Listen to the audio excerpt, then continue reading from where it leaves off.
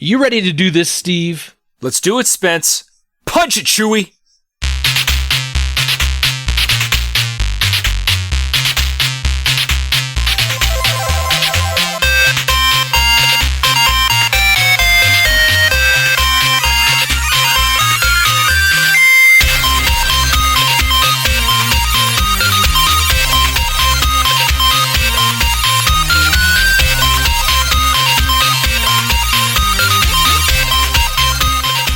Welcome, super friends, to the Fortress of Nerditude podcast, a safe place to talk about all things in nerd and pop culture. I am Spencer Stapleton, and my co-pilot, as always, is Steve Madura. Howdy do, neighbors. We're two best friends that, despite being fathers and husbands, we just refuse to grow up. Thank you for joining us. This is episode number 34. We release every Thursday morning on iTunes, Google Music, and Stitcher, so you can find us wherever podcasts are available, or your local grocery store. Steve, episode 34, I'd like to say like I got something clever for us, like, something except, maybe it's Walter Payton's number. We'll just call this episode Sweetness. My name What's is up? You thought I didn't have like nothing. To dance. Running the ball is like I'm making romance. So, episode number 34, Sweetness. My man, that is Walter awesome. Payton. That is awesome. Yeah, I actually sold a Walter Payton jersey at a charity auction a month or two ago. I think I talked about it. And I sang, like, I had somebody come up and I was going to have him do the Super Bowl shuffle. Dude, the dude was from like Cincinnati. He's like, the Super what? I'm like, get off the stage and get out of here. I'm like, I had the bouncers like take him out. Beat the crap out of that guy in the back alley. They have bouncers at that sort of an event? They were two, 97-pound girls. But yeah, whatever. They look tough. Well, this is a fun episode for us because it's our movie club, which means Britta is back with us. Britta, how are you? Hey guys, I'm good. Thanks for having me back. Well, I'd like to say that you're welcome, but you're part of this podcast every month, once a month, so it's just kind of like, hey, you're here. Well, we are not every happy to week, have so you let me come back at least once a month. So we're grateful you're here. It's always funny for me to be like, hey, welcome back. It's like, you're just upstairs. I see you every day. Well, I don't, Spencer. I don't. Friends. So, Britta, what is new? What is going on? Let all of the super friends in on the biz. Let's see. I'm sure as you've heard, I had taken the children on a trip to Montana. Check. A week or so ago. Well, a little over a week ago. That was super fun. Jackson decided to get car sick on the way up and the way back. So that smell never that was washes fun. out. Oh my gosh. It's terrible. Car seats. In car seats. Oh, it's the worst. Yes, it is. So, it just pools. Poor kid. I feel bad. Yeah. So he's doing much better though. But yeah, we had a fun trip up to Montana to visit my family, my parents, some siblings, some cousins, and had a big, huge 4th of July party. Lots of homemade ice cream and ribs. It was delicious. And now I'm back to the daily grind. I recently started running last week. Woo! That has been fun. That's awesome. You are an inspiration to us all. I hate it. I hate running, but I'm forcing myself to do it. So there you go. Actually, Steph is forcing me to do it. I think there's something that happens, it was always told, and I think it's a lie to get people to run. It's like, oh man, if you run long enough and hard enough and far enough and train, you'll get like a runner's high, and it's almost like a real high. I'm like, yeah, that's bull crap. That doesn't happen. Yeah, maybe if you're like smoking weed and running at the same time. Got the munchies, all I get man. is exhausted and sore muscles. That's Exactly. it. So I must say this about Britta, like she's really trying to be consistent. So last week she ran on Monday night with our sister-in-law Steph, Josh's wife, and tonight she was like, "Ooh, I can't run because I have the podcast." But she did go down and get on the treadmill and like walk/jog on the treadmill tonight for a little while to just kind of like keep things going, and kind of keep up the progress so that she can actually then go and do the real running tomorrow. So I'm really proud of you for trying to make the effort to at least do something today because the schedule got mixed up. But that's more than I'm doing right now. Yeah, Well, because it's easy. Because once you get off the schedule, man, it is downhill quick. easy to fall off. Yeah. Yeah. And I used the term running very lightly. It's more of a fast walk / sometimes jog. It's a mix. Like but a it'll saunter, get there. maybe, or a canter. Or... But you got to remember, though, just like Barry Allen, he didn't start off as the fastest man on the earth, but he got there eventually. You can be the same thing. You can be the female version of the Flash. The Flashette? Jesse Quick? Oh, there you go. Jesse Quick. Yeah. Maybe that one? Yeah. It was like Jesse Owens? We'll call you Britta Quick.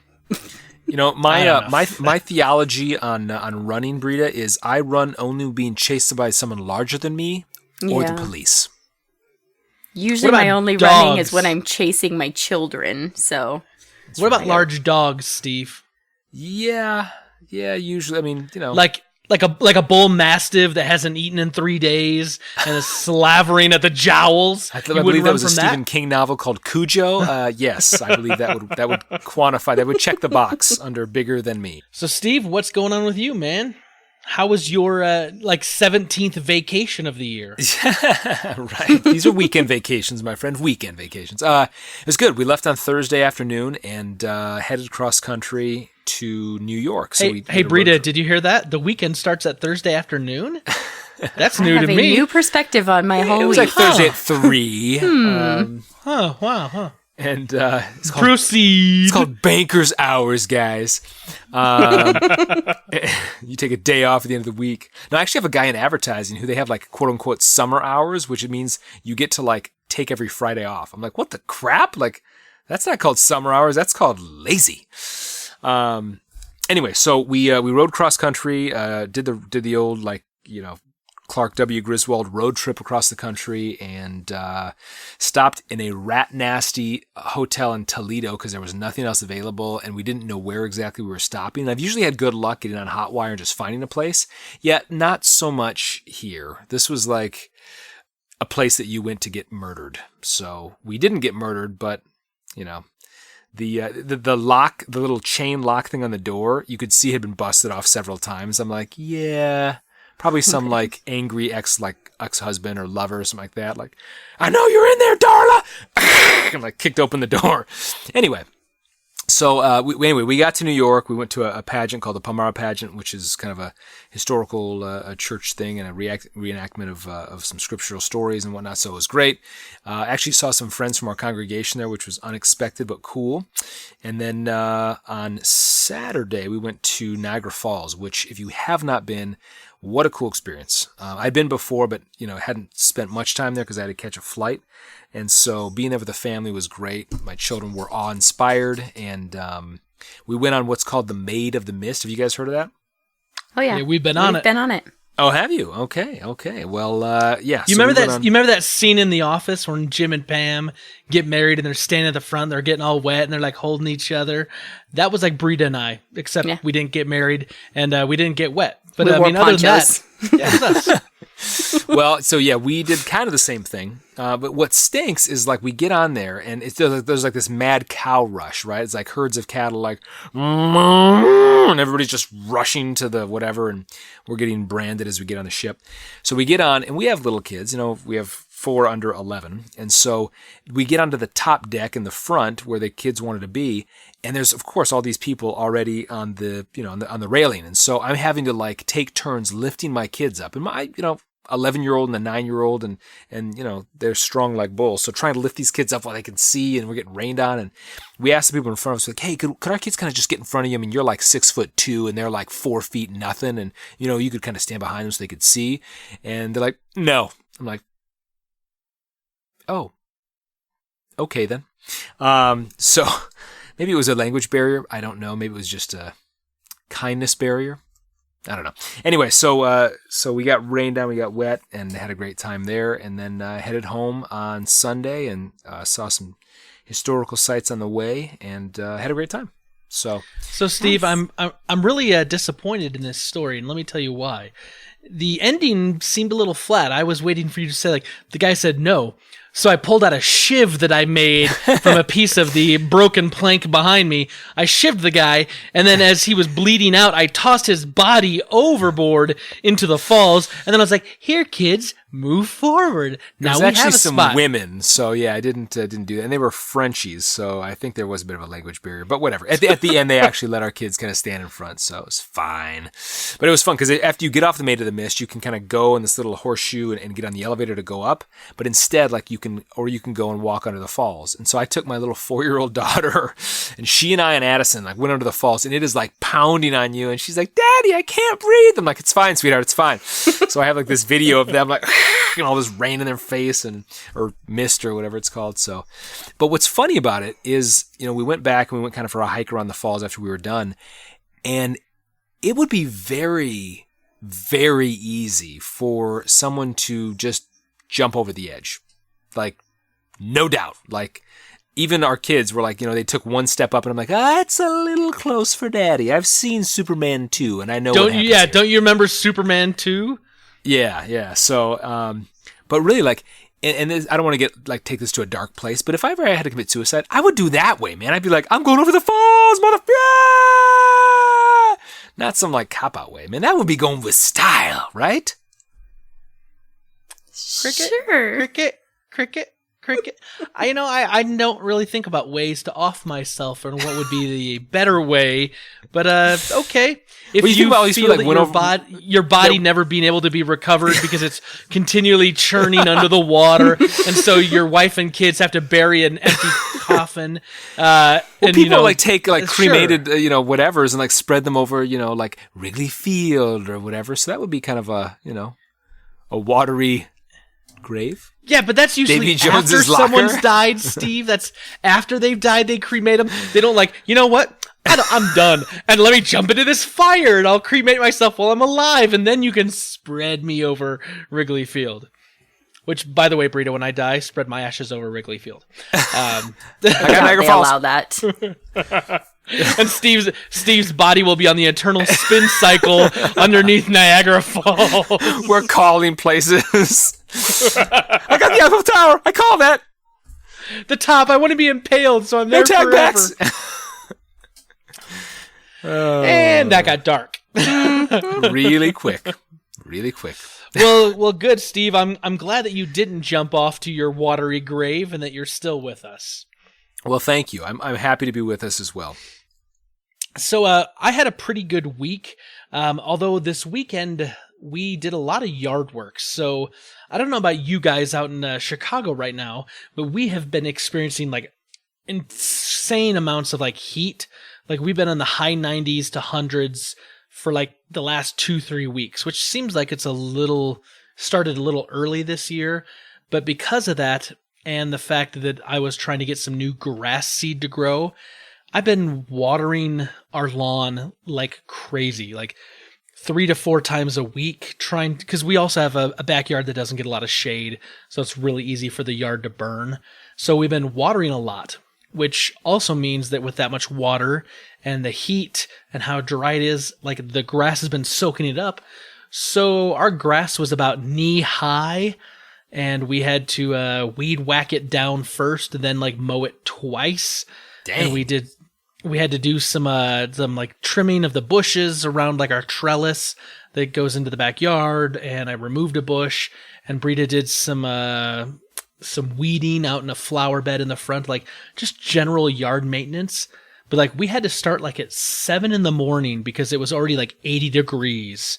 I mean, it was a lot. So Saturday was a lot of sweating out in the yard, but our yard now looks really good. And, within the next 4 days, we'll have to mow again. So That is crazy.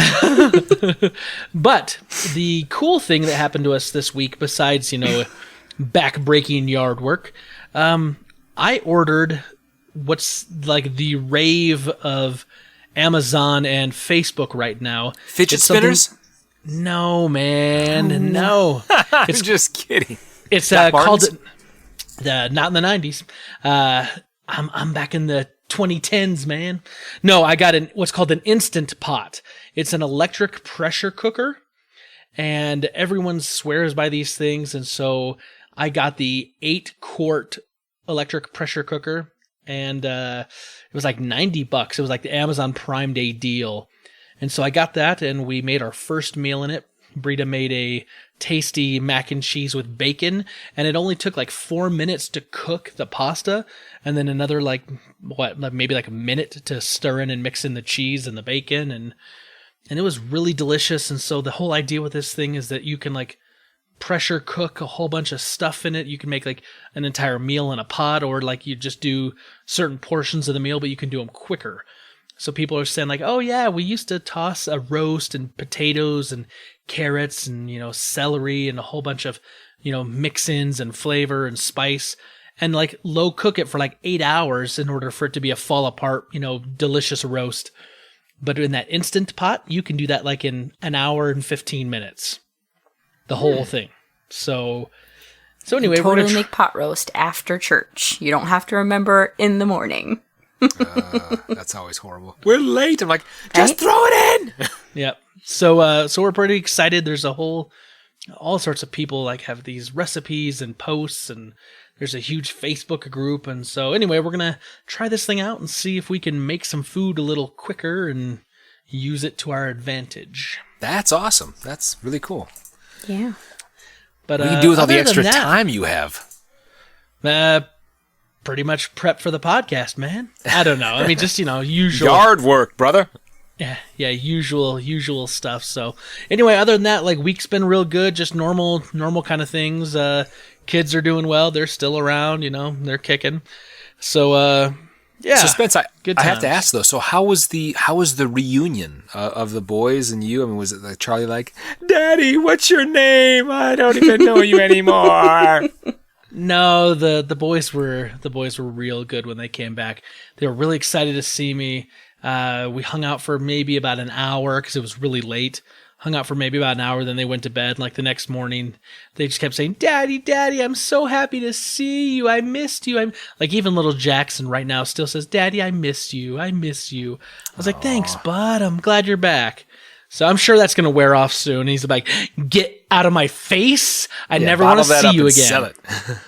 Hey, right. But right now we're doing good. It's a little love fest. Everyone's happy to see one another. That is awesome. Those boys love their daddy. But anyway, that was me. That was my week. So cool. What do you say we keep this train a-rolling? Let's get to some Rebel Intelligence. Let's do it, man. All right. I always have to let you know, many Bothans died to bring us this information. Rest in peace, you Bothans.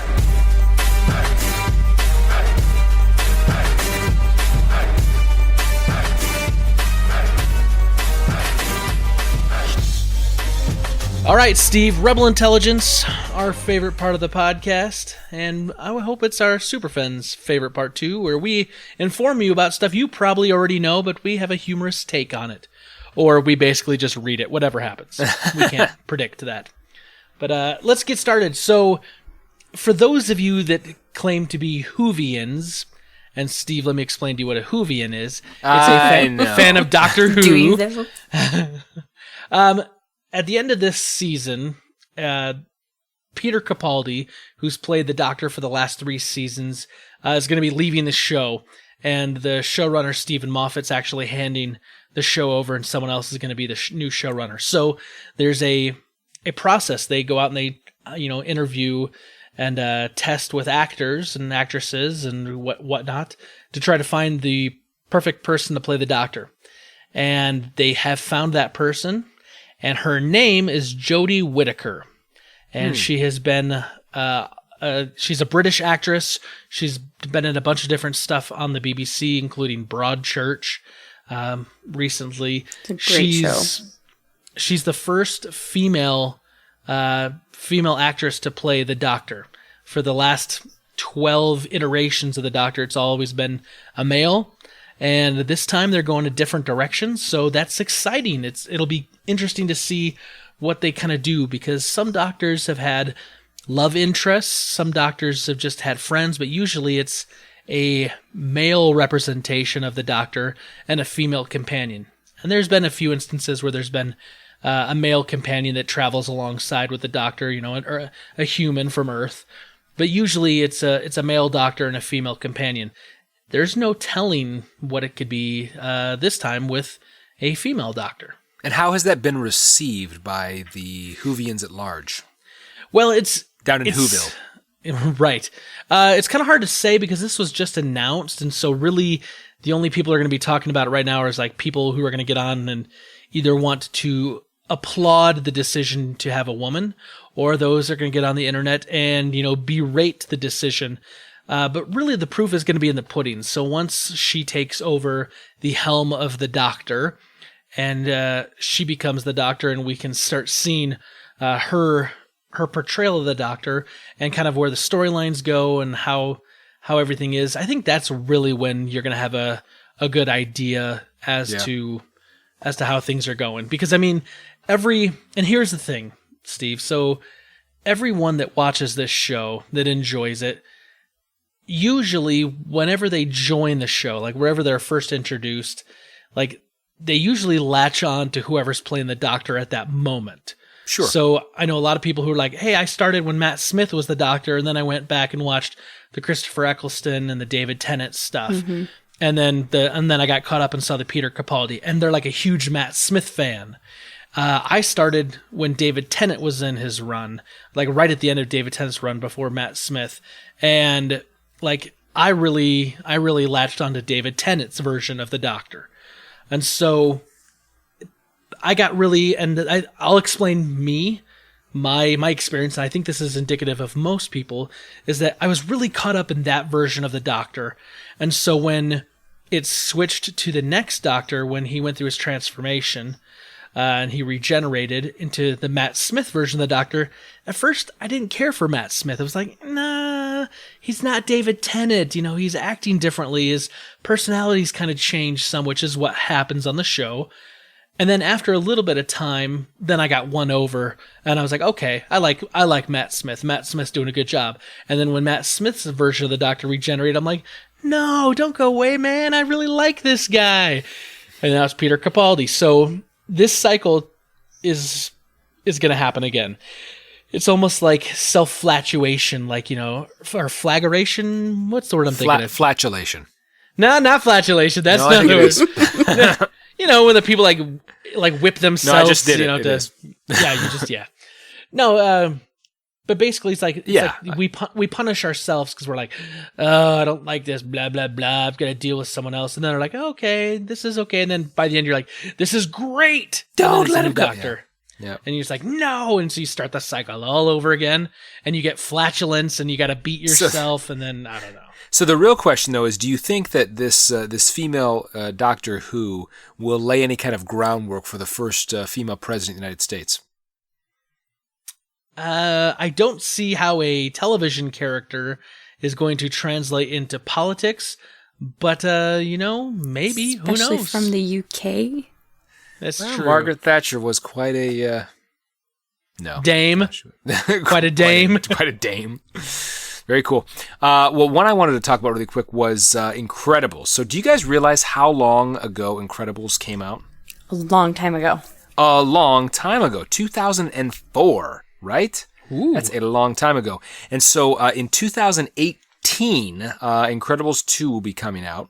And the story, I guess, that's kind of interesting, I guess, is that no time will have passed for the characters. So it's going to pick up literally right where it left off. So as you guys remember in the last one, I think the babysitter had been left with Jack, and the villain comes and he's trying to take him away, and then of course he turns and we find out that Jack has powers, and then they're all called into action, and they all are in costume, are in character, right? So they're kind of jumping into action, and so it's just kind of a cool story. I really loved the first Incredibles, and I loved the stylistic way, I guess, kind of the retro, I guess it was like a 70s vibe, 60s, 70s vibe, that it kind of embodied.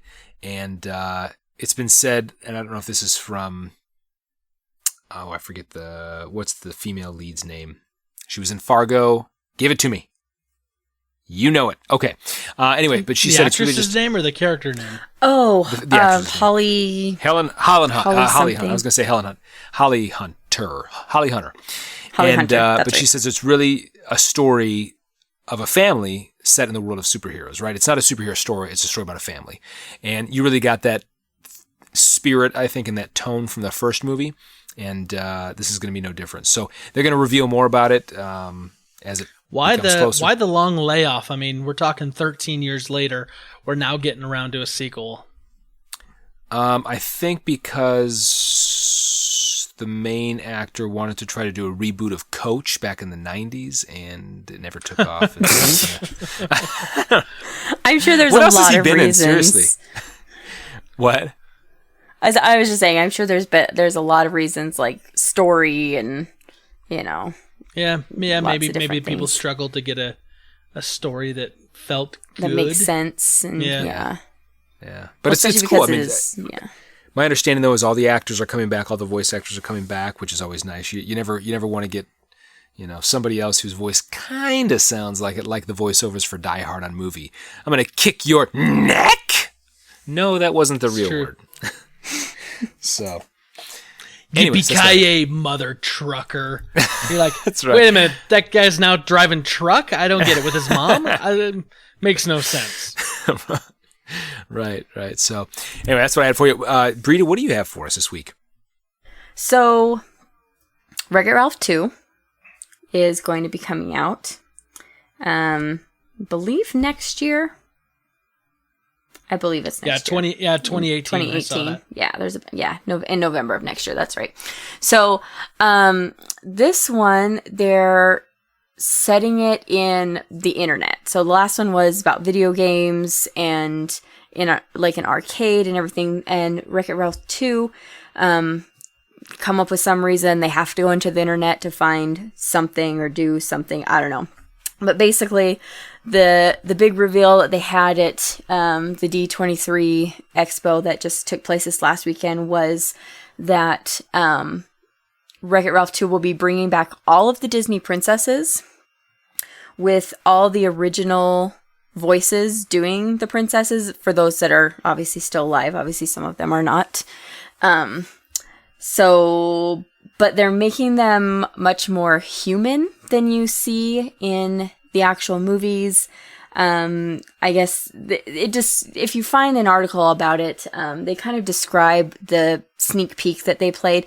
It sounds very weird the way that they actually describe it all. It's kind of hard to picture it, but basically all these princesses are just kind of hanging out in some princess lounge, and Vanellope comes in and she has to prove to them that she's a princess, and so they ask her all these questions and they finally accept her, and then they just start kind of acting more human and a little not necessarily wicked, but they call them wickedly funny.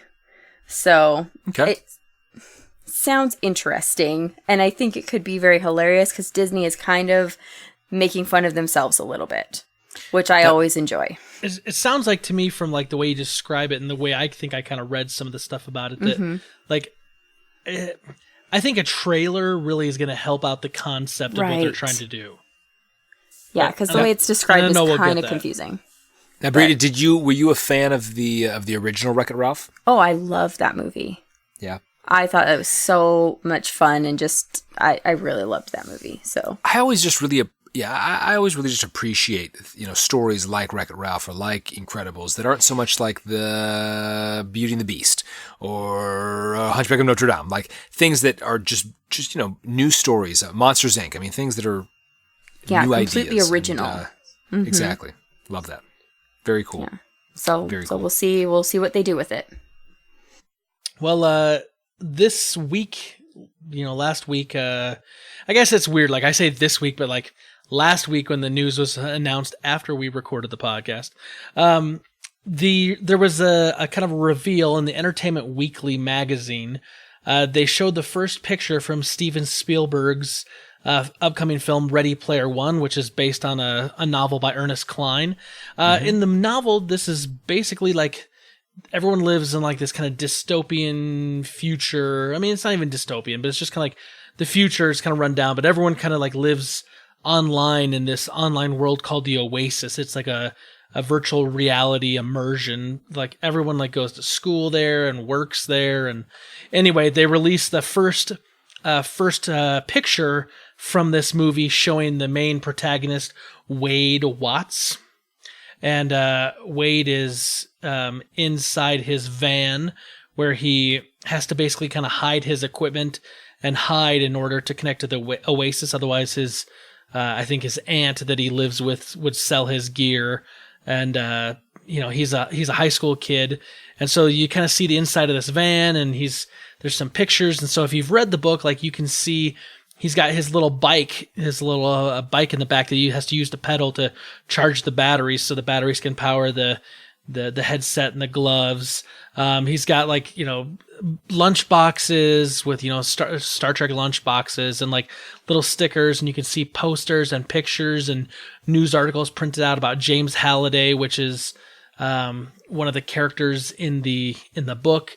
So if you've read Ready Player One, this is going to be right up your alley because you're going to see a lot of little Easter eggs that you would recognize from reading the book. But if not, and you're just seeing this for a movie, it definitely feels very Spielberg-esque from back in the 80s because, I mean, this book kind of talks about a lot of Spielberg movies and kind of that feel in the 80s is kind of immortalized and encapsulated in that book.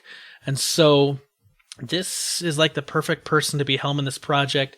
If you haven't read the book, I do recommend it.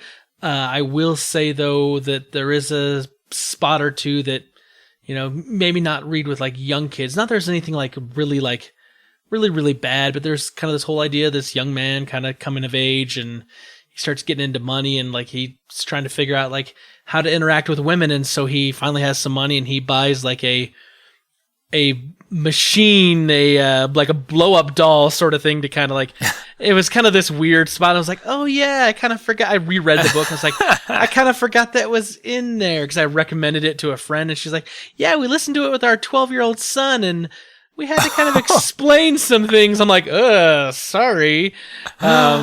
Nice. Yeah. Not that it's like, anyway, it's just this one like little scene, which I'm sure that's not even probably going to end up in the movie, or it'll be glossed over, but because it's Steven Spielberg, right? But anyway, Ready Player One is a very, very fun book. It's very, very much full of 80s nostalgia. Steve, I know Britta and I have read it. I'm gonna guess you probably haven't. I would highly recommend that, and I can set you up with an Audible trial, and I can share a book with you, and you can listen to it on audiobook if you'd like. Yeah, with my kids. I'd love to do that. No. I'm just kidding. Yeah, maybe not a kid. Maybe not with the kids. But the audiobook is narrated by Will Wheaton. That is true. Oh, wow. Which is kind of awesome because they mention Will Wheaton in the book. Oh, really? A little meta. Oh, it all comes full circle.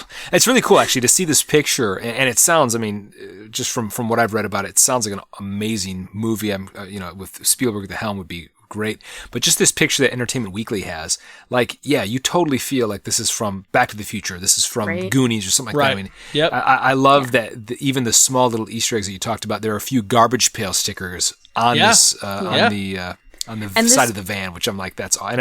And a He-Man Masters of the Universe poster. I was like, that is awesome. Yeah, and the book awesome. Really does kind of have that Goonies / Back to the Future kind of feel to it, even though it takes place so much in the future with all this future tech, but it has that totally retro, like how you remember the 80s when you were a kid kind of feel to it. It's kind of awesome. Weren't the 80s awesome? They were really awesome. So good. Good time to be a child. Yeah, good time to be a child, right? Anyway, so one of the things that I wanted to talk about that blew my mind, it was awesome, was the behind-the-scenes trailer, 2.5 minute snippet for Star Wars The Last Jedi. I don't know, have you guys seen this? Right. Yeah, it's not like a trailer per se, but it's like just kind of like a behind-the-scenes look. Yeah, like a little behind-the-scenes, little short thing, but in this 2.5 minutes, we just get like a really cool sense of what it was like behind the scenes and the set, the cast and crew, which is so cool because you're taking these iconic Mark Hamill and Carrie Fisher, and then these new characters that we have as well, and just to see them gel and work together.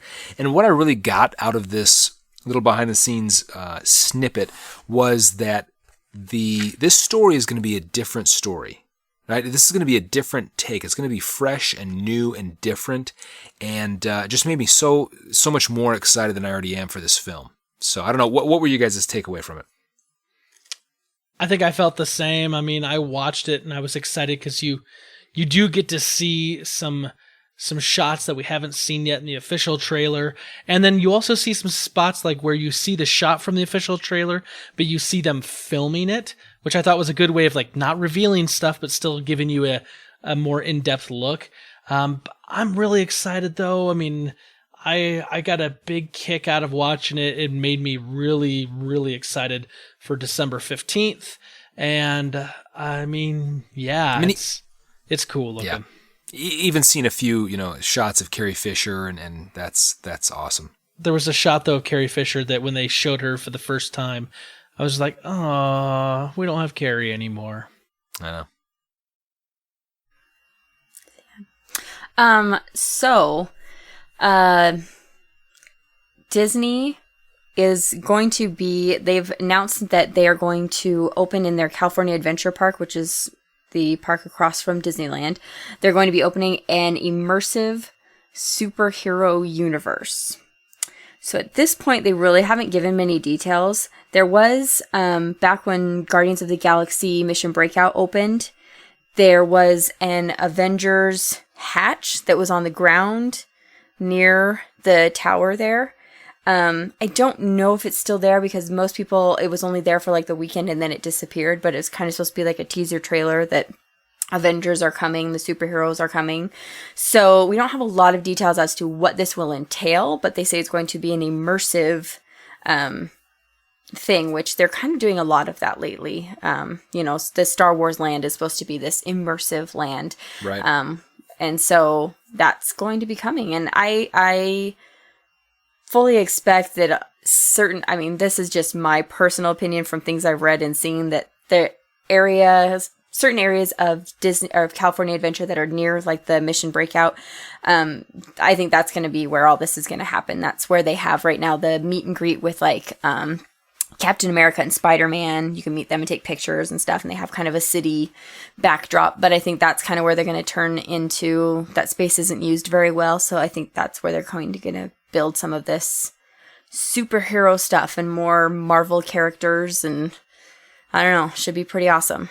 Well, I think it's all about, like you said, Britta, the immersion thing, right? So they, even at Great America here in Chicago, they have been using like VR goggles on different rides where they'll take a ride that has, a theme to it and whatnot, and just take it to the next level through, obviously, the immersion of virtual reality. And so I think we're seeing, more and more of that. You've got to do more. You've got to do better. It's got to be this all-inclusive thing. And that's really how I think they separate themselves from just another theme park. So right, and I think the great thing about what Disney does is that it's not going to be just VR rides or anything like that. Like, it's going to be, you are in that world, and when you walk into that area, you're going to be talking to people. There's going to be citizens. This is totally my guess.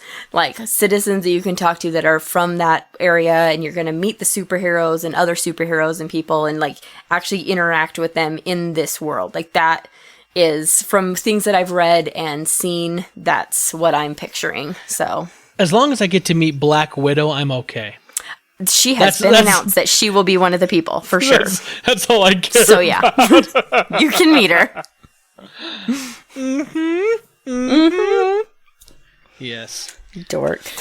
Speaking of, last week I got a little flack, actually. I don't know if I told you guys this, but somebody at work was like, hey, your little conversation about like hot supermodel babes of the 90s last week, and your buddy, your co-host, seemed to jump off of that pretty quick. I was like, yeah, that's because his wife still listens to the podcast. Black Widow. My gosh. All right, let's move on. Scarlett Johansson, man, she's the best. So at this D23 Expo, which obviously we're talking about a lot of D23 stuff, yep, because it's a big event, right? I mean, you got all the Disney side, you got all the Marvel side, you got the Star Wars stuff that all now falls under the Disney umbrella. So there's lots going on. They showed for the D23 attendees first footage of Avengers Infinity War. And from what everyone's saying, this is going to be amazing. Like, you see this big shot of Thanos, and you get to see more of Thanos than we've ever seen before. You get to see him fighting with the Infinity Gauntlet with at least 2 of the stones in it already.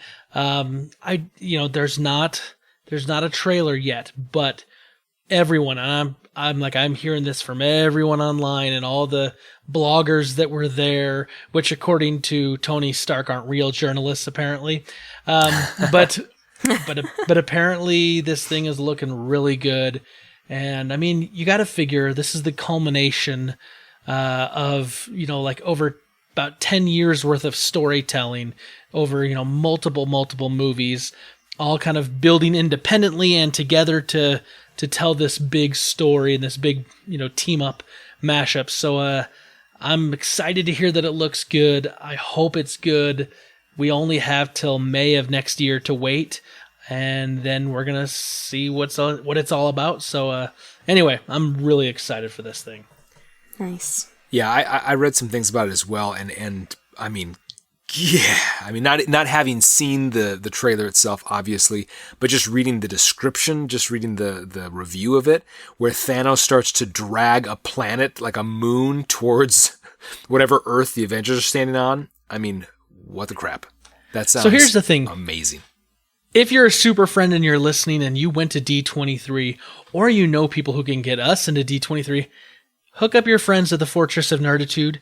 We would like to cover that next year and bring you some details from D23 if we can get a hookup. So, if you know someone, say something. That's all I'm saying. Hook a brother up. Yeah. I'll just go and pay to go. I don't care. I don't have to be press. I'll just go. That's right. Very cool. One of the other things I want to talk about before we move on is... this is just a kind of a small funny thing, but Andy, is it Serkis? Is that how you say it? Andy Serkis. Yeah, Serkis. So he was, speaking of Tony Stark's saying who is and who is not a real reporter. Andy Serkis was on Colbert, I think, last week, and Colbert apparently is a huge Lord of the Rings fan. Did not know. Huge. Yeah, yes. Did not know. But though he pronounces Gollum weird, he doesn't like Gollum. Gollum. Anyway, but so he had Andy Serkis, who plays Gollum Smeagol in the Lord of the Rings trilogy, read some of President Donald Trump's tweets as Gollum, and it was, I have to say, spot on. And this one party's like, and the despicable, and he's like, sad, And, mine sounds more like Yoda, I understand, but right. Yes, very much like. Very good. Fake news, yes. But read but this I have tweet, to say, I will. But I have to say, like, I think my favorite though was Mark Hamill as the Joker reading the tweets. I thought those were the best. So but I've seen both, and the Joker tweets from Mark Hamill were excellent.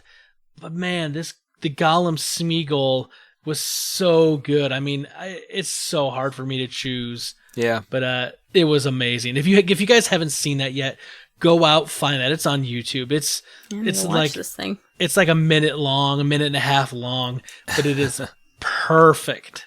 Just perfect. Now they do get into, though, talking about like Planet of the Apes, and apparently he's in some new Planet of the Apes movie. Apparently. Yeah, he does the motion capture and the voice for Caesar in the new Planet of the Apes movie. Yeah. Oh. So. Yes. See, I figure like some actors just can't. I wouldn't ever allow them if I was like the CEO of Hollywood. I'd be like, no, you're Gollum forever and always, and you will never be anything else. Sorry, go back to your cue. Right. So guys, I love video games. One of my favorite video games from like series in the last decade has been Kingdom Hearts. Kingdom Hearts basically takes the Disney characters and mashes them up with the Final Fantasy characters. And I love Final Fantasy and I love Disney, and together I've really enjoyed the two main video games in that series. Well, Kingdom Hearts 3 has been announced for a while now, but at D23 they just announced two things. One, Kingdom Hearts 3 will release in 2018, although I'm not going to hold my breath. It could get delayed, and I'm okay if it gets delayed as long as it's good. If the game is good, I don't care if it gets delayed. But they did announce that the world of Toy Story will appear in the game, and they showed some footage of the Toy Story level at D23, and I watched that footage, and it made me want to see this game and get my hands on this game. Although it's kind of weird, though, because they haven't done the English voice actors yet, so is all the Japanese. And like hearing someone in Japanese try to like approximate Donald Duck is a little weird. I'm gonna admit, dude, creepy. Yeah. Goofy actually wasn't that bad. The Japanese person that does the Goofy voice kind of, sounds like konnichiwa. Yeah, it sounds like hey there. Kind of sounds like, a Japanese version of Goofy, but the Donald Duck one, yeah. I'll wait till the English actors do the voices, but anyway, really exciting. Britta, I know we've talked about the Kingdom Hearts series that we're kind of waiting for the price to drop just a little bit on the Kingdom Hearts 1.5, 2.5 Remix Super Deluxe Edition that was remastered for the PS4. And once the price drops a little more, we're going to pick that up and play that with the boys. Now, Spencer, Britta, let me ask this. Do you feel like Kingdom Hearts, the first Kingdom Hearts, was kind of like, it seems to me like one of the first, like, really in-depth, like, I'm spending, 50 hours on this game or whatever. I mean, I know my sister got into that, and I know, obviously you guys were big into it as well. It seems like that was one of the first, like, really in-depth. No, it's not the first really big in-depth game, but what it was, though, I think was a good introduction to, because it's basically a Japanese role-playing game. It's like a JRPG where you go to different worlds or different lands, and along the way you can upgrade your weapons and you can upgrade your stats so you can be, have more defense and, more magic and more attack power, and you can, get potions and things that you can eat to restore health and restore, magic. And that's all very, very JRPG-ish. I mean, that genre has been around for a long time. Right. I mean, Final Fantasy VII, which was, probably the culmination of that kind of style and one of Squaresoft's greatest, came out in like 1997. Kingdom Hearts came out in, I believe, 2002.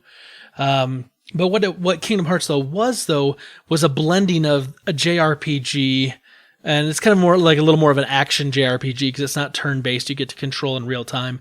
But it also is a blending with the Disney stuff, which opened up the doors to a lot of people. I mean, like you said, your sister played. My sisters played the game. I played the game. My brother played the game. So a lot of people who traditionally maybe would shy away from a JRPG game were totally invested and involved because it had Disney characters in it, and like characters they immediately recognized before they got caught up in the whole story of Soru and Kairi and Riku and all that all kind of goes along with it. So that's why I think there's a lot of love for Kingdom Hearts, because it was easily recognizable and identifiable characters. I mean, you play alongside with Goofy and Donald the entire game.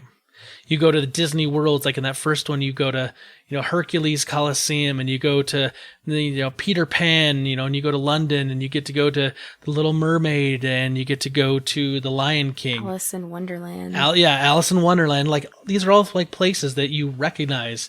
You get to go into Monstro. Toy Story. And now Toy Story in the third one.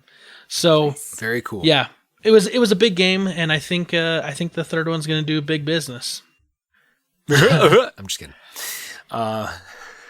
Britta, what do you got for us? So last but not least that I have is some updates for the Disney parks. So, which those of you who know me know that I am obsessed with Disneyland and all things Disney, but specifically Disneyland. I love it. So, these are more for Disney World, but I'm very excited about this too because I really want to go to Disney World and take my boys. So there's some new rides have been announced. They're going to be creating a new Guardians of the Galaxy ride at Disney World. It's not the Mission Breakout that's at Disneyland. They're not redoing Tower of Terror there. They're just creating a brand new ride, which basically the only thing they've said about it is that Rocket Raccoon saw a picture of Peter Quill at Epcot from when he was a kid and decided to go there for some reason. So that's all we know about that one. Lots of info, but it should be, I'm sure it'll be amazing. All the new stuff they're doing is just incredible, I think. They're also going to be bringing a Ratatouille ride, which currently already exists at Disneyland Paris, but they're going to be bringing that ride to Disney World, also at Epcot.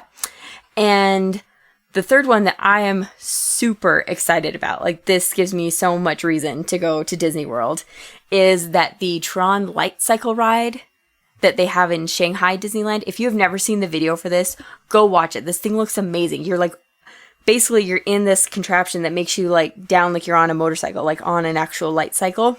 Yep. And you go through this whole roller coaster like that. And it just looks incredible and just amazing. They are bringing the Tron Light Cycle ride to Disney World. And I am super excited about that. You know that your husband rides a motorcycle, right? You know that I could give you that light cycle experience anytime you want. The Harley is just in the garage. It's not the same. What? Big promises. It's Big not promises. the same. Instead of like You're not taking standing me up on still loops in the sky in and a little through light room things and like and not actually moving, I could actually take you like on a real ride and we could see the country. Get on a motorcycle. I want to ride a light cycle. It's different. I'll put some LEDs on it, baby. We'll be good. You're ridiculous. What was that, Steve? I said, is this one though where you literally stand still and everything moves around you, or are you actually moving? No, you're actually moving. It's that you're actually on a roller coaster. So, but you're in a little thing, so you like sit and your knees rest on thing. Like if you've ever had like a chair massage. Oh yeah. I don't know if you've ever. So you sit in that thing and your knees are on there, but you're sitting, but it's really comfortable and you're leaning forward. It's basically like that kind of a contraption that you sit in and then you're hooked in there somehow like a roller coaster, and you go along this coaster and it's like in the world of Tron. And I just go watch the video on YouTube. It looks amazing. So I'm excited for them to be bringing that to the States. And last but not least, for Disneyland, they are also creating I believe it's at Disney World as well. They are going to be opening a completely immersive Star Wars hotel. Now, Spence, I know you're going to want to go here. Because here's the thing, Britta. Yeah. Here's the thing. Okay. And you can get to it in a minute. Okay. We always said that in 2019, when we hit our 10-year anniversary, we're going to leave the kids behind and we're going to go to Hawaii for a week.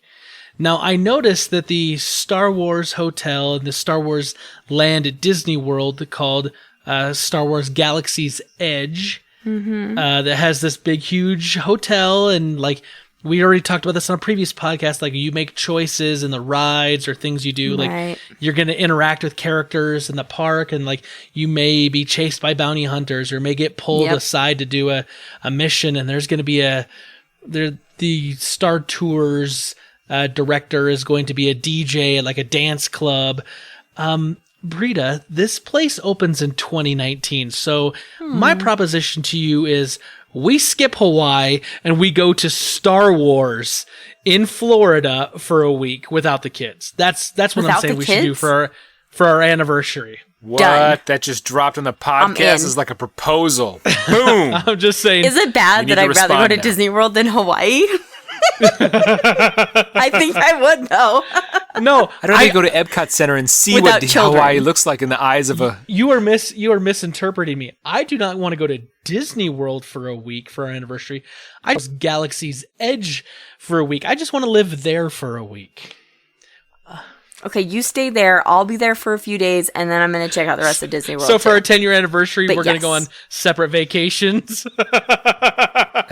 Whatever, it'll be fine. That's a way to keep the love alive. Each other. That's how we don't kill each other. Soon you'll be sleeping in separate beds like Ozzy and Harriet. Like Lucy and Ricky Ricardo? Babaloo! Lucy! Nice vibrato. All right. Well, I think that's it for me. I'm done. I don't have anything else for Rebel Intelligence. You guys? Yeah, I'm spent.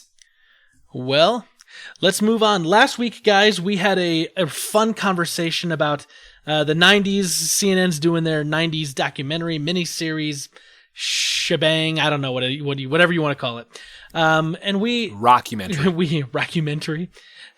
Rockumentary. Was that VH1 MTV? Behind the Music, the 90s. Oh, VH1. Oh, I love that. Anyway, we had a conversation, and we asked you guys what 90s things you thought we may have missed that could end up appearing in this said thing that CNN is doing. And so we got some responses, and we're going to read those now. Let's start over with Peter Christensen. Let's go right to the email. Dear nerds, I've never stared at Scottie Pippen's junk, but I did push Warren Sapp in an inner tube. So I mean, that's pretty cool. I have read the cleaning book, The Life-Changing Magic of Tidying Up, and can recommend it. I also love the idea of a show segment where the kids review movies. It would be adorable, and I do agree. He says, like you guys, my memory of the 90s music is grunge. But while grunge/alternative was new, that decade was dominated by R&B, Boyz II Men, Mariah Carey, and easy listening Elton John, Celine Dion. As far as movies go, don't forget the Deadly Asteroid doubleheader with Deep Impact and Ben Affleck's own Armageddon. Spencer gets the award for obscure movies from my youth with Mystery Men and Cabin Boy. My favorite quote from Mystery Men, if you can balance a tack hammer on your head, you'll be able to head off your enemies with a balanced attack. See you in the 2000s, Peter. P.S. Caleb Albers, boom, baby. Here's the thing. A friend of mine, a friend of our shows, Johnny Casino, reached out and he says, hey, just in case you forgot, Paul Rubin's character in Mystery Men was the Spleen, which we were trying to remember. We couldn't remember what it was. Yeah, the spleen. So just a little impact, a little tidbit for you there. That's awesome. So Thank you, Johnny. So here's the thing. I'm cool with everything Peter said. I do feel like the 90s was dominated by a lot of R&B, but like it also was dominated by that Seattle grunge alternative scene. I mean, you had Soundgarden and Nirvana and Pearl Jam, Alice in Chains. I mean, there was a lot of that in there. I guess it just really depended on maybe what your musical taste was, but like you could not get away from grunge in the 90s. You could not get away from R&B in the 90s. And at the end of the 90s, you just couldn't get away from the pop princesses and the divas and the boy bands. You just couldn't. Although, and you sprinkled in a little bit of ska around the edges, a little Alanis Morissette, and bada boom, bada bing, that's the 90s. There you go. Let's jumping over to Facebook. Caleb Albers. Being born in 96, I wasn't introduced to pop culture for a while. My first intro into the world was when my dad would sit me down in front of TV Land during either an Incredible Hulk marathon or an Adam West Batman marathon. Lou Ferrigno has always been my favorite representation of Hulk. As a matter of fact, I just started and finished the entire series again on Hulu a couple weeks ago. It came out in the late 70s, but I didn't watch it until much later. So, can't really count that. Mighty Morphin Power Rangers also comes to mind. Love that show. The Blair Witch Project came out back then, which scared the crap out of me. Not a huge fan of horror movies. I'm trying my best to Google stuff. My dates are usually way off, and I only have a few things I remember correctly. My parents restricted me from watching shows made for kids my age. Instead, they let me watch shows they were raised on, mostly consisting of The Incredible Hulk, Batman and Robin, Christopher Reeve's Superman, The Swamp Thing, A-Team, Magilla Gorilla, Wacky Races, Tom and Jerry, Flintstones, Jetsons, Baywatch, and Dukes of Hazzard. My first crush was Daisy Duke. And older shows, all of which came out earlier than the 90s. Not sure whether or not you mentioned here, but I remember my dad talking about Farrah Fawcett being a big deal back then, which begs the question, either of you two, actually three since Britta will be there, have her poster in your rooms growing up? So first of all, Caleb, thank you. Thank you for responding. He got some bookends there, man. He was all over. Pretty much, I think 30 the only years. 90s references in there was Blair Witch and Power Rangers. Everything else was like 70s and 80s. But like if you think about it though, if you were a kid, like you were born in 96, so you didn't really start watching stuff until, really watching TV until, maybe the early 2000s, and your parents were introducing you to stuff, like, your parents probably weren't, like in on a lot of the 90s stuff. Maybe not as much, because I mean a lot of this stuff is like 80s references or older. But anyway, hey. I do love though in that diatribe that Caleb was like, my parents really didn't let me watch a lot of stuff that was like out at the time. I thought, oh, they were like conservative. And he's like, yeah, Baywatch. I'm like, what the freak? Right. I never had Farrah Fawcett's poster up in my room. I think my mom would have probably had a conniption fit if I put it up. Do you know why, Spencer? Because she was in the 70s, in Charlie's Angels back in the 70s. We did have a very sweet Paula Abdul poster for a while that was up in our room, Josh and I, when we shared a room. I do remember that. Wait a minute. Was that where she was like wearing like suspenders and like a white t-shirt with like jean, no, it was jeans? like I think it was a white shirt, suspenders, and like kind of like dark like pinstriped pants. I was going to say it's the I remember pinstripe that pants poster. because that's It's from the music video that she did with that cartoon fox. Opposites attract. Opposites attract, yeah. Fiction is a matter of fact. We come together because opposites attract. Brito, we know that. Attract. Oh, I used to make up dances to that song with my friends all Who'd the have time. thought that we could be lovers? Sorry. I just have to chime in that I also did not have a poster of Farrah Fawcett in my room growing up. Right. Thank heavens. I had a poster of Zach Morris in my room. So. Yep. There you go. Okay. Spencer had a poster of Zach Morris. Everyone no had shame Zach there. Morris posters. Please. Moving on. Such a Josh babe. Stapleton on Facebook says, no 90s conversation is complete without mentioning Four Non-Blondes. Cause I say, hey, the Cranberries, Wilson Phillips, or Right Said Fred. Peace in the Middle East. Dang, Gina. Right? Girl, Shanae. I miss the Martin Show. I liked that show a lot. Back in the day. Me too. It was funny. Let's jump over to the Twitters. The Twitter sphere. Is that a thing? Man, that's a thing. Twitter's been around for a while. The Twitters? The Twitters. The tweets. At Trash Turkey says, dinosaurs found their way into all forms of media in the 90s. Movies, video games, and of course, not the mama. Right? I was going to say, the show, the dinosaur. I love that freaking show. On TGIF. Yep. Not the mama. And they like throw the food and stuff. Yes. Oh, Trash Turkey, thank you. Yes. You made my day. Okay, and one more here for us, and I'm going to have to do a little maneuvering. Okay, our good friend Jason Bolth says, Spencer and Steve, here are a few things that I thought might be on the 90s CNN show. Sports, Pete Rose being banned from Major League Baseball's Hall of Fame. Politics, Ross Perot. I need to kind of forget about Ross Perot, right? 1992. Can't forget about those Right. ears. Movies, Men in Black, Forrest Gump, tech, AOL, and dial-up. And then this last one, like, it just hurts my heart even thinking about it. But in music, Eric Clapton's Sundyne and the song Tears in Heaven.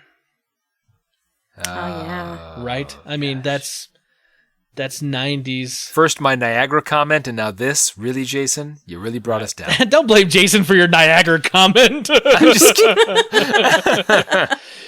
kidding. Anyway, guys, Super Friends, thank you so much for your interaction.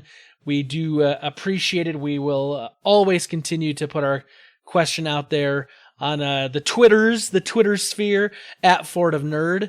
Facebook.com/FortofNerd, or you can reach us by email at fortofnerd@gmail.com. But Britta, you weren't here last week, so did you have anything you think would show up in the 90s that we may not have talked about? One thing that pops into my mind that I remember being rather large was the show that was on, I think it was on MTV, My So-Called Life. Yep. I do remember that. That was kind of a big deal. I remember that being kind of a big deal. Claire Danes and all of that. So that's what I remember. Well, talking about like MTV shows, what about The Real World? Yeah. Oh yeah, Like, Real World and the Road first Rules. reality. Remember, like the first guy on there was from Dublin. His name was Puck. Puck. Yeah. Dude. Yep. I remember. Yeah, no, Good no one- times. No one brings that up. What happens when 7 people from different places or whatever they say move into a house Exactly. and live together? Yeah. And it was always Things like get drama, real. like every moment of every day of every waking. First reality television show. Yeah, That it's true. was awesome. It's true. Yep. It's true. Yeah, there was a lot of '90s stuff that was that we brought up, and then I had some friends like, "Oh, you should have talked about this, and you should have talked about that," and I was like, "Maybe you should respond because we can read it because we do that sort of thing." But yeah, I mean, Well, it's hard. Spence. Well, I mean, whoa. Let's just not have to blame Caleb Albers for bringing up your Farrah Fawcett fetish. Let's lay off. Listen, it wasn't Farrah Fawcett, man. It was Paula Abdul. We all know it was Paula Abdul in the '90s. Actually, Straight up now. to tell you the truth, if I had a crush on a pop culture princess, a diva from the '90s, it was Mariah frickin' Carey. I mean, Mariah Carey. Yeah, I'm just saying, Yeah. Mariah Carey. Yep. You know That's what I'm true. saying? Yeah, I I'm know. I saying know. Mariah Carey. Sorry, I forgot. Britta, you're still here. Maybe I should We heard you. stop. Like you don't just say this normally anyway. Brady, who did you have a please. crush on? I mean, while we're talking about it, who was your '90s crush besides Zach Morris? AC Slater, Don't say no, AC Did Slater. NSYNC start in the 90s? NSYNC? Yeah, That would be Justin Timberlake? JT. Yeah. that was a thing. Sometime back in the 90s, right? yes. That probably would have been mine. Very cool. Well, awesome. Well, guys, thank you so much for commenting, all you super friends out there, and it's always fun to hear your humorous witticisms and thoughtful comments. So please keep listening. And for those of you that haven't, go back and take a listen, man. Last episode was a lot of fun, and listen to it. Hopefully, bring back some nostalgia for you, wherever you were in your lifespan during the decade that was the '80s or the '90s, and make some comments. We'll read them again if you're a week late and $1 short. So Steve, we're always looking for new super friends to join us to have fun and to participate and to read us their 90s nostalgia questions and whatnot. How can our current super friends, those that have been invited to the party, find new friends for us?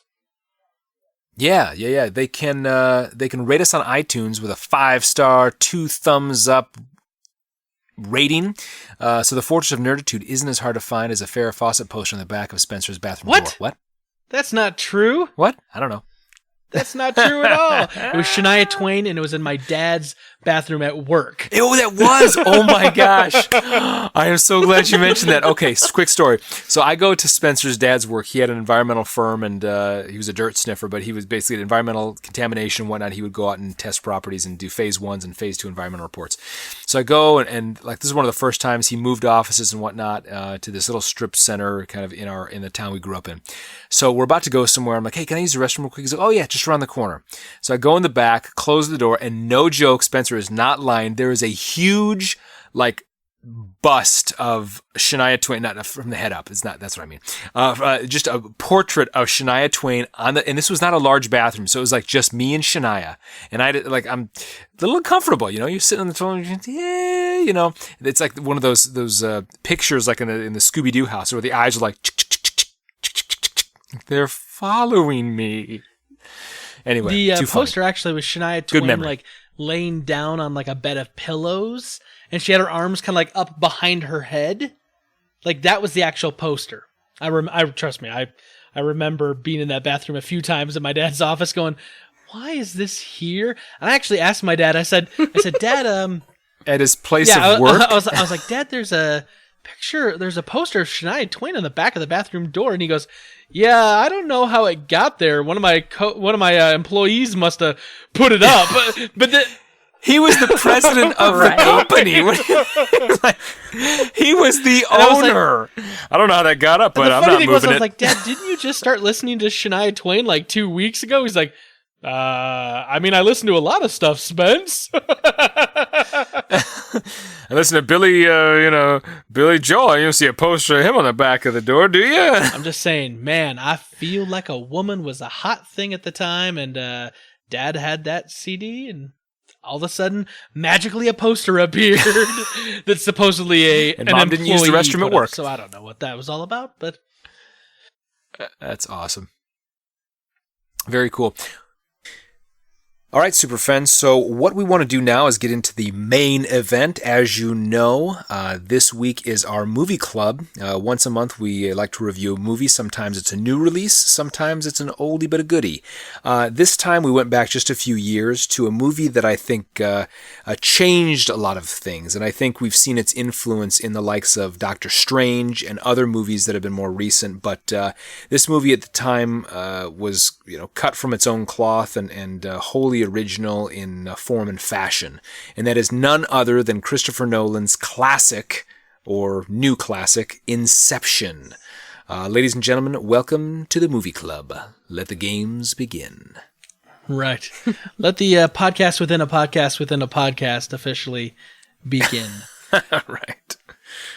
I don't know how we would do a podcast within a podcast within a podcast, but we could figure that out eventually. We're doing it now. Yeah. I don't know. We can get into it. What I love about this is, as I mentioned, is that this really was just unlike anything that I'd ever seen before, and anything that I've really seen since. And I think Christopher Nolan, I read somewhere that he spent about 10 years writing this script. And a few years prior, he wrote the movie Memento, which follows a man who has a short-term memory loss, and he uses sticky notes and to kind of meander his way through life. And it starts at the end, and it's an action movie. But that was a great movie and a very cool concept. But definitely seems like it was kind of the runway or the prelude to what Inception was, which was without rival. So, what are your guys' thoughts overall on Inception? Just as a movie, from the 30,000 foot view, down, right. It's an excellent movie. I agree. It was groundbreaking. I mean, the whole idea of sharing a dream space with someone, was kind of a really kind of new novel concept, something different that I don't think I'd ever seen before. And I loved this movie. I mean, it had big name actors and actresses in it. It was well done. The music fit the movie really well. It kind of helped give you an ambiance. Like the music almost was like a second, like an additional character at times. But the action in it was really good. The dialogue seemed really, really well done. I mean, just an excellent, excellent movie through and through, in my opinion. What about you, Britta? Yeah, really, when this movie came out, it was one of those moments where I just felt like my mind had been blown. That was an honest to goodness, I don't even know what just happened. And so I seriously, I don't go to movies in the theater multiple times. Hardly ever. It's rare when that happens. And this is one of those movies that I went back to the theater. I was like, I have to go see this movie again, because you have to watch it again after you saw it, so you can try and figure out what was going on once you know what happened, and you're still totally confused. You have to watch it a few times till you're starting to, and even now, years later, I've seen this movie how many times, and I still get so confused when I'm watching it, and I'm like, okay, what is going on again, and who is doing what, and what, and you start to get the grasp and the idea of it. And I remember trying to explain this movie to friends or something afterwards, and they were just very confused, and I'm like, I don't know how to explain it, but you have to see it because it's amazing. It was just so original to me that I was so excited about it. I just loved it, and still do. Well, I think, one of the standouts, obviously, that was, part of what Spencer was referring to as groundbreaking was obviously visually, the special effects, the ability for, the actors or the characters to, reorientate space and time and change. So most of it, I think, was set in Paris, I believe, or a lot of it was set in Paris. And you see, cityscapes and streets and buildings moving and changing, like a roll of linoleum that's just being rolled up or something. It's totally different. And what's interesting is that the characters play in these spaces, but they as they become familiar with interacting in these spaces, the chase scenes and the gunfights and all the rest, just continue to play on even with this changing environment, which I think is just visually, stimulating. Right. So let's talk a little bit about the plot of this movie, because I think it's a 7-year-old movie. We can do this. We don't need to worry about spoilers. Right. So the idea is that Dominic Cobb and his buddy Arthur. So Cobb and Arthur are these basically thieves that they try to get into a shared dream state with their mark, and then they try to find information find information out. So whether that's for corporate espionage or whether that's to try to find out if someone's having an affair, whatever it may be, they get hired by someone to find this information out. And in the very beginning of the movie, you see them trying to do this, trying to extract information from this character, Saito. And while they're doing this, Saito realizes that something's kind of going on. He's aware. This woman appears. Her name is Mal, and Mal appears, and she's like, tells Saito like, "Hey, you're dreaming right now. You've been taken over, blah, blah, blah," right? And so now, like, his reality, his dream now starts kind of fighting against these thieves, the extractors. And the nice thing about this is, like, this beginning part is all kind of setting up the concept of, like, a shared dream and the fact that, a dream can be designed, but then your subconscious kind of fills in the holes of the dream. And there's a moment where there's this thing called a kick, and they explain to you that sensation that when you fall asleep and like you feel like you're falling and your body like jerks awake because you're about to fall, right. That they use that mechanism to wake you up from the dream state. And so this extraction goes wrong and it goes bad, and Arthur and Cobb have to get out of there and try to leave without being caught by Mr. Saito. And like this beginning kind of really does set up the rules of kind of of what we're going to see for the rest of the movie. Kind of gives you an introduction without being super kind of over the top with just a lot of wordiness and exposition. But Steve, that extraction doesn't exactly go right, does it? It does not. It does not go right at all. And so, because of that, Mr. Saito is a powerful magnet. Not magnet. Magnet's not the right word. Magnate. Magnate. He's a powerful business dude. He's a dude.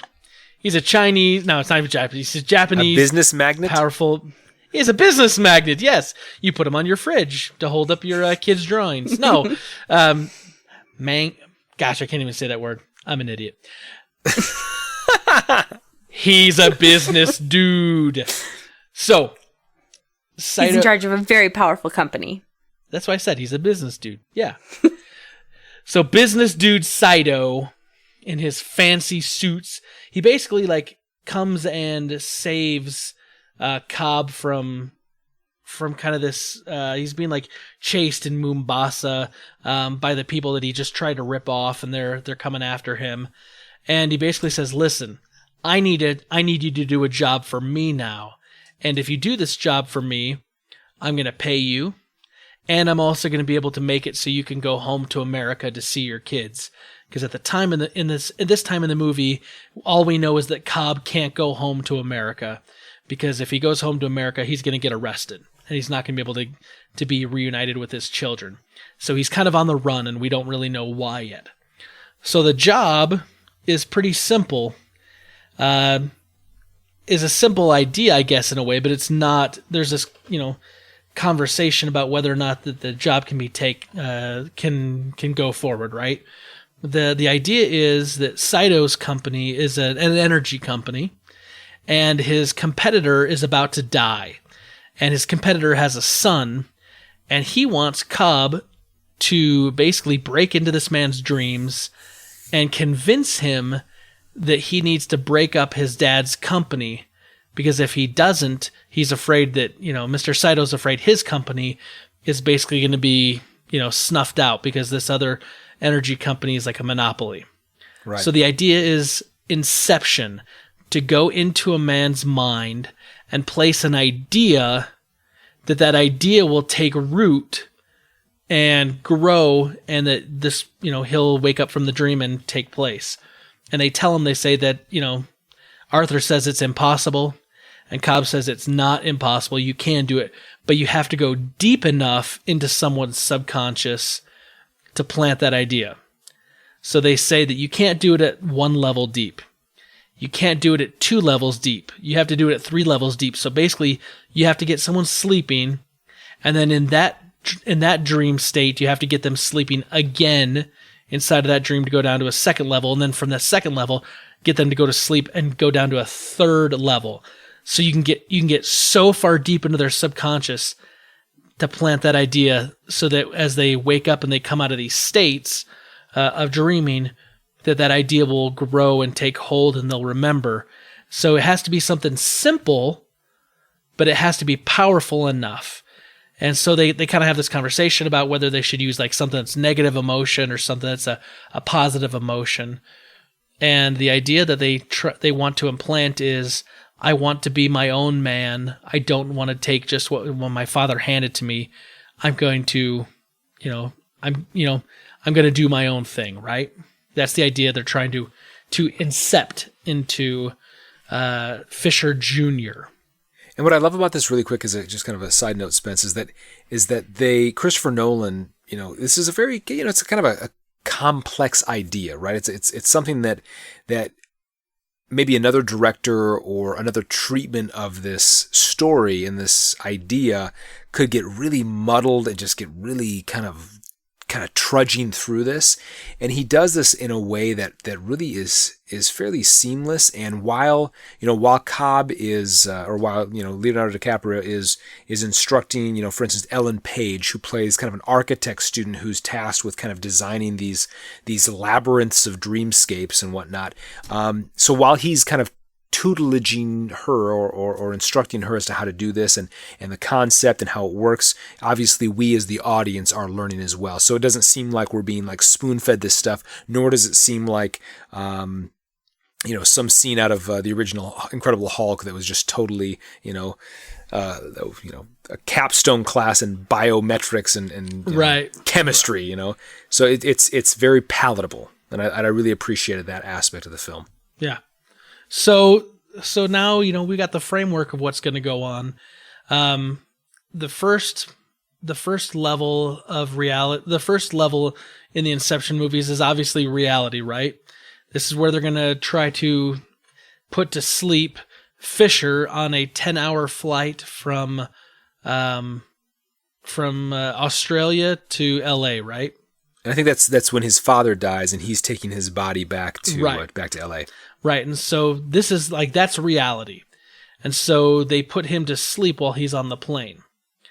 And then, so in the first dream level, someone has to be dreaming that, and in this level it's Yusef. It's the guy that's the chemist that comes up with the compound to help them sleep longer. And this is like his mind is, Fisher Jr.'s mind has been trained to look for people that are going to try to extract information. And so there's this huge van chase, and they've actually got him, everyone's asleep in this van, and Yusef is driving the van around recklessly, and they're only in that dream space, I think, for about 10 minutes, as I recall, because each level deeper you go down, it's longer and longer and longer. And we talked about that kick. The whole idea is in this level is the van, they're going to drive the van off this bridge, and so you'll get that feeling of weightlessness, which will cause them to want to wake up. right? Right. So they go into the sleeping in the van chase level, and then Britta, what do you remember what the next level is in the layers? I believe the next level after that was like a hotel. Right, yeah, it's the and hotel level. Yeah, and that dream is, I think, is that one the next one?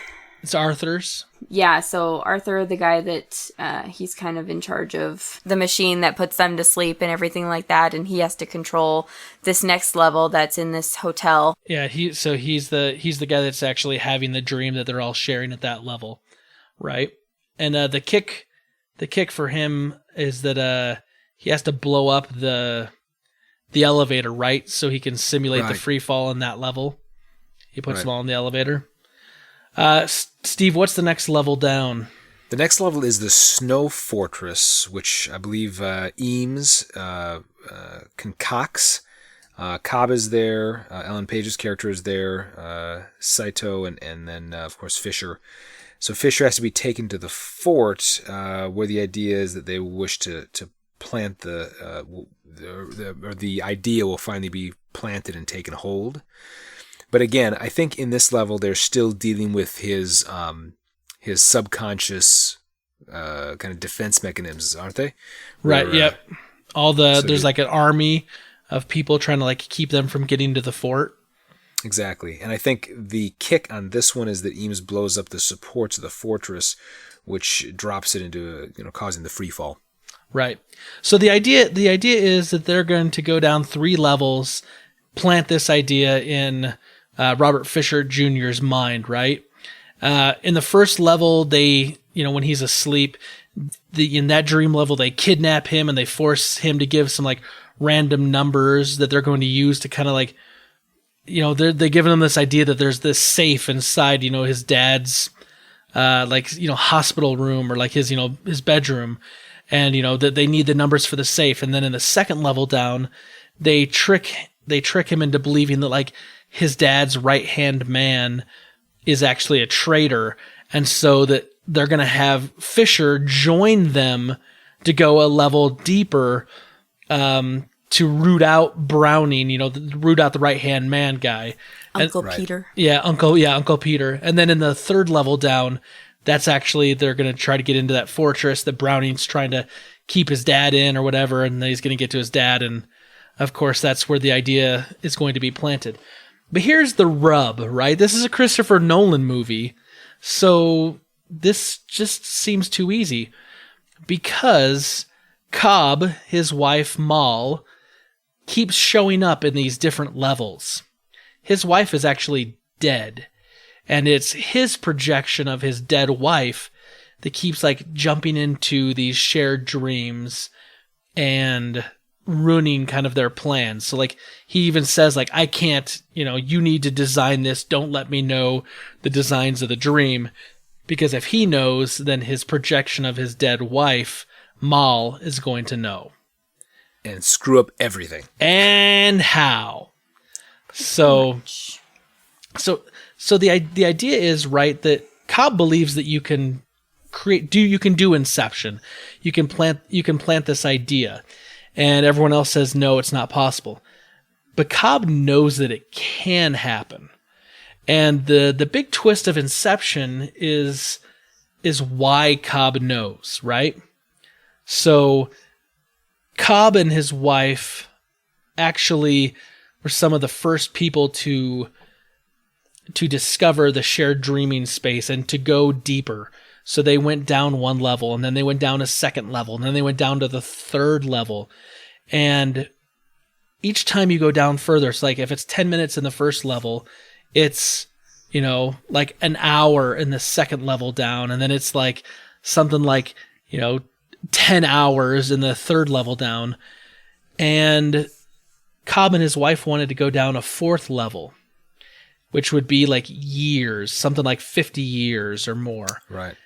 And the problem is that if you go down too deep in your subconscious, you kind of get into this like raw dream space that isn't anyone's necessarily dream. It's just kind of a free fall. They refer to it as limbo. But you have all sorts of power and you can create and do anything. And his wife and him, they do this. They go down that far. They go into this fifth level, this limbo, and they live there for years at this level. I mean, you figure it out. They're probably, asleep in the real world for, I don't know, maybe half a day, 12 hours, something like that. But it's, it's like 50 years plus down there. Yeah, and I think in the movie when they're in limbo, I think I read somewhere that they were really only sedated for like a few hours, but it was, like you said, 50 years. Yeah. They were together, and it was a world built from their shared dreams. Right. Yeah. Just created everything there. They, we were masters of the universe down there. The problem is that his wife, Mal, she kind of started to forget what reality was, and she thought that level of dreaming was reality. And so she didn't want to leave. And so Cobb wanted to go back. And so he planted this idea in her mind that they weren't in reality. And in this dreaming space, there's two ways to wake up and come out of the dream. One is for the kick to happen. But if you are sedated and you're that deep, a kick isn't going to do it. So the second way is you have to die in the dream. And so he implants in her mind that this isn't reality, that in order to return to reality, they have to die. And so you see them in this moment where they lay down and they put their head on the railroad tracks. And he tells her, he's like, you think you're somewhere, but you're not. But there's a train coming, and it's, coming to take you on a long journey. And it's going to take you to a place where things are real, but you just have to hold on, basically, and he's talking to her, and he gives her this idea, and then, of course, the train, hits them, and they wake up. But the problem really is that idea took hold in her deep, deep, deep in her subconscious, that when she comes back and she wakes up, there was something different about her, and that idea continued to grow so much that she believed, while she's in reality, that she's not and that she's dreaming. And so she thinks that the only way to return to what she believes is reality is to kill herself. And it doesn't go so well because she does some things. Britta, what does she do? Well, she keeps trying to convince her husband Cobb that they are not in reality. And says, don't you want to go back to our children? And he's constantly telling her, our children are here. They're here. You're confused. You're stuck in this other world. And so she invites him to this hotel where they usually spend their anniversary. So it's their anniversary. He walks in. He's all dressed up, and he sees the room has basically been trashed. It looks like something has happened there, a fight, a struggle. Chairs are overturned, lamps are broken, and he's very confused, and he goes to the window, and there's his wife on the other side of the hotel across the way, at another window on the other side of the hotel, and she's sitting there, and he, is trying to talk her back in, and she keeps saying, we need to die, we need to kill ourselves so we can go back to reality. And, he obviously keeps trying to convince her that this is reality. Well, she tells him that that he's not believing her. She's trying to convince him. So she has written a letter that says that if she dies, that her husband is the one who did it. It's all his fault. All this stuff, and filed it with their attorney. And he knows that if she jumps, he's going to be basically, accused for murdering her. And she does. She doesn't believe him that they are, in fact, in reality, because this idea has been implanted so far deep into her subconscious that is all that she can believe. And she jumps off of the building and dies. And so, therefore, Cobb is then blamed for her murder. And he had to leave America and leave his children immediately, and he has not been back since, and that is why he is at this point willing to do anything to get back to his children and to be able to get back to his home. And also why he keeps seeing his dead wife in his subconscious and in all these dreams. I think what's cool is that that Michael Caine, who plays Professor Miles, who's the one who's in charge basically of Cobb's children as he is forced to flee the United States. Michael Caine need only appear on screen, and I don't know about you guys, but like we just have to assume that he's wiser than any of the other characters. Like it's like a given, right? Michael Caine, I don't know if it's the accent or whatever, but like he knows what's going on. Listen to him. Yeah. And he's playing the father-in-law. Like, that's Maul's dad. Yeah. So, yeah. So, okay, so here's the thing. So he knows that it's possible because of what he did with his wife. And as Britta alluded to, like, his dead wife is, like, showing up in his subconscious because he's full of all this guilt and remorse, that he did this to his wife, right? He planted that idea, and that idea took root and took hold so much that she ended up, committing suicide and framing him for murder.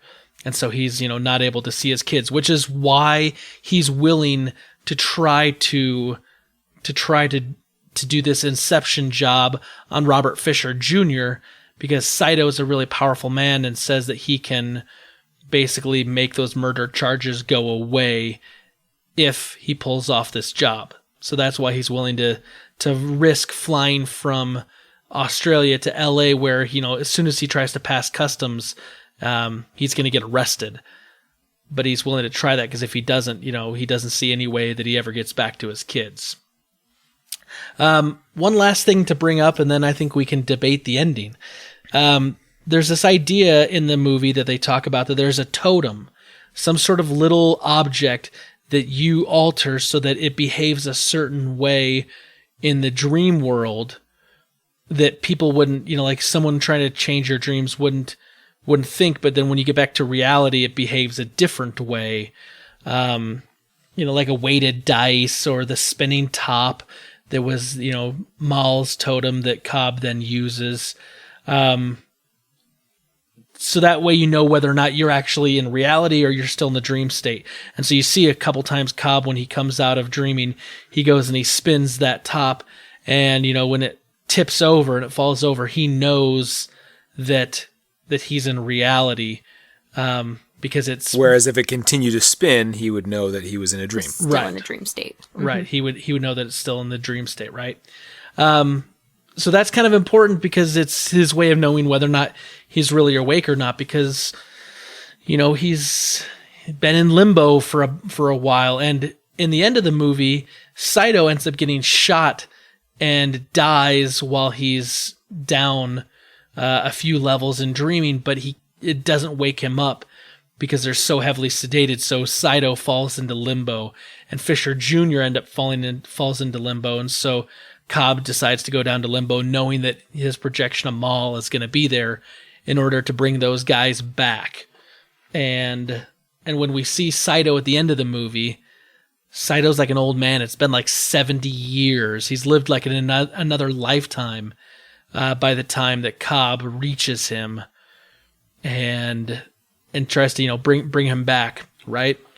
So the movie comes to an end, and at the very end of the movie, Cobb makes it back home, and he sees his kids playing, and he goes and he spins the top, and the top starts spinning. It starts spinning, and it starts to wobble just a little bit, and then that's where Christopher Nolan ends the film, and we don't know if the top drops and falls over or if it just continues to spin, and he leaves it up to us to make our own interpretations of, is Cobb in reality, or is he still in the dream world?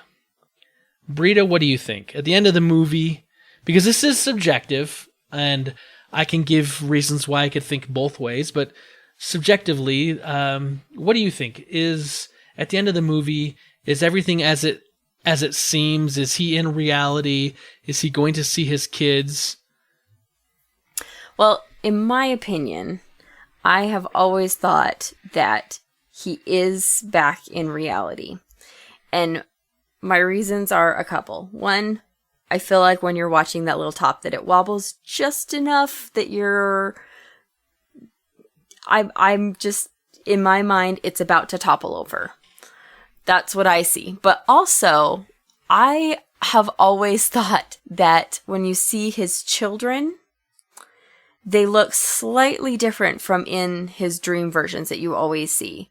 The girl's dress is just a little bit different. It's kind of the same color, but she's wearing this white t-shirt with it, which she's not, from what I can see in all of his dream and things different and memories. shoes.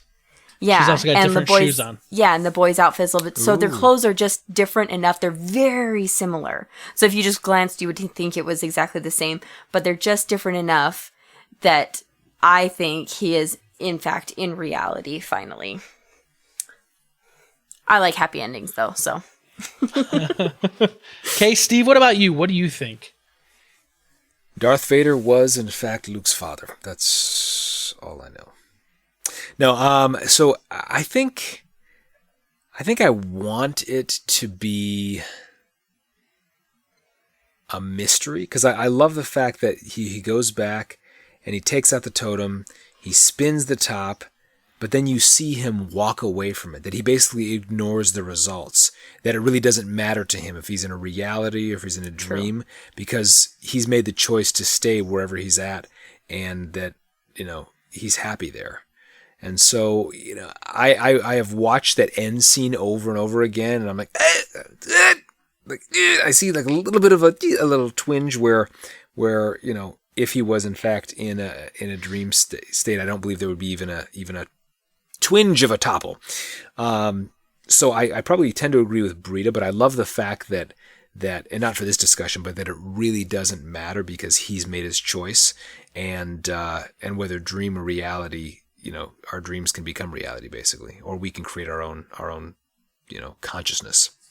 Right. I love that you bring that up, Steve, because this last watch that I just watched it the other day, and that's what I thought when this one ended too, was I was just like, I had that realization that like, oh, he doesn't even care if it is reality or not. He's not going to wait for it. He just wants to be with his children, and at this point he can be with his children. So That's right. Yeah. Yeah, I like that.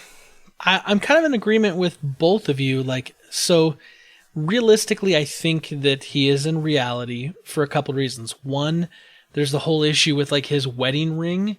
Like in the dreams, like I'm trying to remember which one it is. In the dreams, the wedding ring is still present because it's like a memory of, it has to do with his dead wife and all the guilt he feels. But when they show him in reality, he's not wearing a wedding ring. Also, Michael Caine only appears in the reality scenes, and he's there to pick him up at the airport. Now, that's not saying that there is some wiggle room that says maybe what we thought was reality never was, and was just maybe a level of Cobb's dream, and all of this was, part of a bigger dream of his. But I do believe that Michael Caine only appears in the reality scene. The kids, Britta, you are right, are wearing similar outfits but different. However, the actors, they had two different sets of actors to play the kids. They had kids that were about 2 years older that you actually see when they show the kids' faces than the other kids you see earlier. So I know that there was two sets of actors playing the kids, which leads me to believe that they wanted it to appear that the kids were a little bit older because this is supposed to be a few years down the road. So I think in reality that he did make it home. However, Steve is right on. For Cobb, it doesn't matter what his reality is anymore. Because his reality is whatever he's going to make it. He's going to accept wherever he is. He found peace with letting go of the memories and the guilt of his wife Maul, and is ready to embrace his children, whether that's in reality or not. And if it's not in reality, I think he's fine with staying there the rest of his life, because it means he gets to be home, his version of home. Right. The nice thing about this movie, and this is what really tops it off for me, besides the fact that it's a really cool sci-fi movie, besides it's kind of a thriller and a thinker, and it has great action, and it's acted in greatly, and it was directed greatly, and great music, is that the ending is one of those endings where it really is up to the interpretation of the viewer as to what you want the movie to be and how you want to interpret it. And it gives us an opportunity to talk about a really cool movie that, could have a different outcome. I mean, I know friends of mine have said that they believe, that Cobb is still dreaming, and that, maybe he's actually now in his own version of limbo. Like when he went down to limbo and, got Saito and whatnot, that, maybe he saved Saito or didn't, but now he's fallen into his own limbo even further than that. And in this limbo, now he's come to grips with everything so he can make his world be what he wants it to be. And that's happy and reunited with his kids. And like, I know people who, think that. And like, it's 7 years later since the movie was released, and people still talk about the ending of this movie. Yeah. Yeah. So I think so. If we were to recommend this movie to friends, families, strangers, milkmen's, karate instructors, flight attendants, or Siskel and Ebert, what would you give them? Britta, what would you say? What would be your one-line review? One-line review. He means keep it short. As I said before, mind-blowing. That's how I felt. All right. Spencer? I would say a mind-bending thriller filled with twists and turns for everyone. Nice. 2 thumbs up. And I would give it 3 thumbs up. Look, it was a thing. As a kid, I had it removed, but it's just. Yeah. No, I think fantastic movie, as I've said, and one that I think, Spence, you said it well earlier on, it was groundbreaking. A groundbreaking movie that still has a buzz 7 years later, which is pretty awesome. A testament to a well written, well acted, well made movie. Yeah, I agree. So let me ask you this, guys, because I was kind of thinking about, is the top going to fall, or is it going to keep spinning? Was Cobb in reality? Was Cobb in reality or not? Dream? Yep. That is what we want to know, Super Friends. Let us know on Twitter at Fort of Nerd, Facebook.com/Fort of Nerd, or email at fortofnerd@gmail.com. Is the top going to continue to spin, or is it going to fall? Is Cobb in reality, or is he still dreaming? And we will talk about your answers next week. Well, guys, it's been fun. It's been a good time. I love getting together and doing the movie club.